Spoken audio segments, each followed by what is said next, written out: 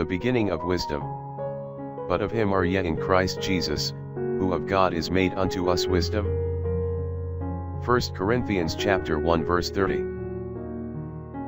I believe we ought to get all the education we can, but we dare not make it our God.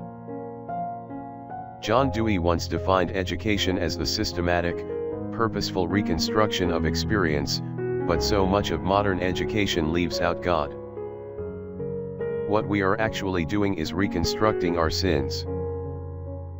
We expand our sins, enlarge them, multiply them. We need education, but not just for the mind and the body, we also need education for the spirit.